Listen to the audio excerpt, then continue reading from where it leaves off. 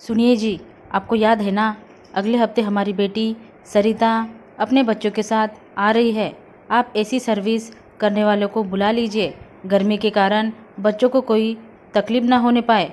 सीमा जी ने अपनी पति जगदीश जी से कहा। हाँ, तुमने ठीक कहा, उनके आने तक गर्मी काफ़ी बढ़ जाएगी। मैं आज ही ऐसी सर्विस वाले को फ़ोन करता हूँ, जगदीश जी बोले।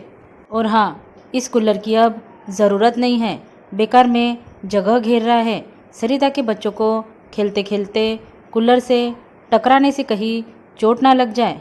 इसे किसी ज़रूरतमंद को दे दो या बेच दो। और हाँ, बाज़ार से थोड़ी सब्जी फल ले आइए, तब तक मैं नाश्ता बना लेती हूँ, सीमा जी बोली। सीमा जी और जगदीश जी का सुखी घर संसार था। एक विवाहिता बेटी सरिता और एक बेटा प्रमोद, जो अभी कॉलेज में पढ़ता है। सब्जी लेने के लिए जगदीश जी बाजार गए। एक सब्जी वाले से, जिसकी उम्र जगदीश जी जितनी ही होंगी, कुछ सब्जी ले ली। सब्जी सिर्फ 150 की हो रही थी। जगदीश जी ने सब्जी वाले से कहा, मेरे पास 500 रुपये का नोट है, मुझको खुले रुपए दे दोगे? सब्जी वाला बोला, जी साहब, हो जाएंगे खुले। जगदीश जी ने अपने पर्स में से नोट निकालकर बिना ठीक से देखे सब्जी वाले को दे दिया। उनका अंदाज़ा था 500 का एक ही नोट है, जबकि 500 के 2 नोट थे।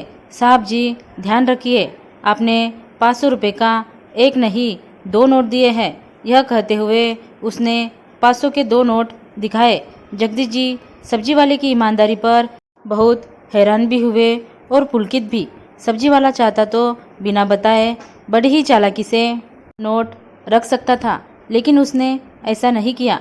जगदीश जी सब्जी फल लेकर घर आ जाते हैं। सीमा जी ने फिर कूलर की बात छेड़ी तो बेटा प्रमोद बोला, पापा ऐसा करते हैं, कूलर को OLX पे बेच देते हैं। मैं इसकी फ़ोटो खींचकर डाल देता हूँ, जिसको इसकी ज़रूरत होगी वह ले लेगा। कूलर का रेट 4000 रखा गया। कूलर बड़ा और अच्छी हालत में था। 3000 से 3500 के आसपास के कई ऑफर आए। 2 दिन बाद ही एक सुबह जगदीश जी के फ़ोन पर एक कॉल आई। सामने से आवाज़ आई, नमस्कार साहब, आपके कूलर का ऐड देखा, अच्छा कूलर दिख रहा है। मैं एक गरीब व्यक्ति हूँ, रुपये 4000 मेरे लिए ज़्यादा है।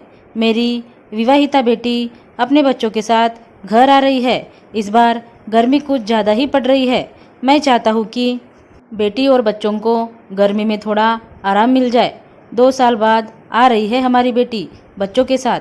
मैं कूलर के 2700 रुपये दे सकता हूँ। कृपया आप कूलर मुझे ही दीजिए। जगदीश जी को अपनी बेटी सरिता का चेहरा दिखाई देने लगा। एक पिता के लिए बेटी क्या मायने रखती है, यह जगदीश जी बखूबी जानते थे। ठीक है, आ जाइए कूलर लेने, जगदीश जी बोले। दूसरे दिन सुबह सुबह दरवाजे पर दस्तक होती है। जगदीश जी ने दरवाज़ा खोला तो देखा सामने वही सब्जी वाला उम्मीद के साथ खड़ा था। अरे भाई तुम? जी साहब जी, मैं कूलर लेने आया हूँ, मैंने ही आपको फ़ोन किया था। जगदीश जी तो पहले ही उसकी ईमानदारी से खुश थे। अब तो उन्होंने कम पैसों में ही कूलर उसे देने का निश्चय कर लिया। जगदीश जी का बेटा कूलर बाहर ले आया। कूलर को देखते ही सब्जी वाले की आंखें चमक गई। वह 500 रुपये का एक नोट, 100 के 10 नोट, बाकी 50, 10 और 20 रुपये के नोटों का संग्रह लेकर आया था। साहब जी, ये पूरे 2700 है, गिन लीजिए, सब्जी वाला बोला। मुझे तुम्हारी ईमानदारी पर पूरा भरोसा है।